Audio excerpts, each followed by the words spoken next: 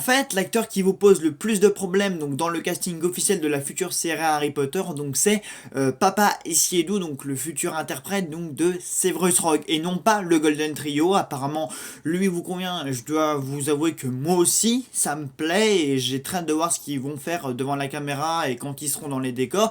Mais Papa Essiedu, ça semble être vraiment un problème pour vous et honnêtement, je comprends pourquoi. Parce que dans les 7 bouquins, J.K. Rowling le décrit toujours comme un personnage donc de couleur blanche. Donc cette fois-ci, pas de doute sur sa couleur de peau, sachant que Papa Essiedu est noir. Encore une fois, pas de question de racisme, là c'est juste effectivement une question de fidélité par rapport au livre.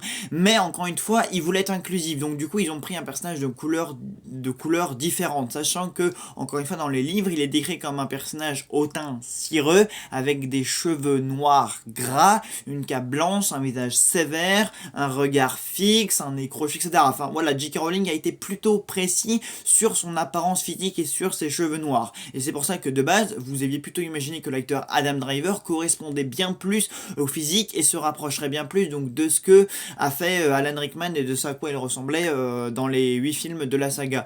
Honnêtement, je suis plutôt d'accord avec vous, sans être raciste, hein, mais j'ai quand même envie de donner une chance à l'acteur Papa Essiedu. Je pense que il peut nous surprendre, voilà, que même si il n'est pas ressemblant à 100% avec la description qui en est fait dans les livres, peut-être que au niveau de sa performance, au niveau donc de ce qu'il va ajouter au personnage et de son interaction avec les futurs acteurs et de comment il sera habillé, peut-être qu'il va être maquillé, peut-être qu'au niveau de ses cheveux, ça va donner, peut-être qu'ils vont trouver des astuces pour le faire ressembler le plus possible au livre, mais je pense que si Warner Bros l'a choisi, c'est qu'il doit bien avoir une raison.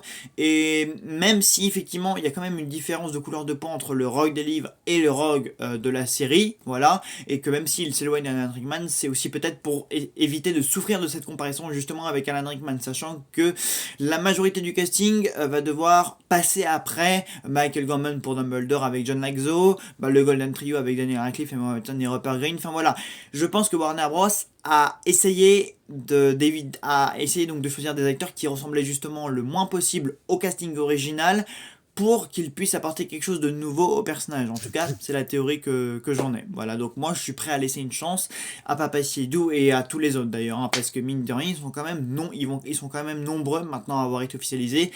Et encore, il reste encore beaucoup de noms à être dévoilés, donc on verra bien.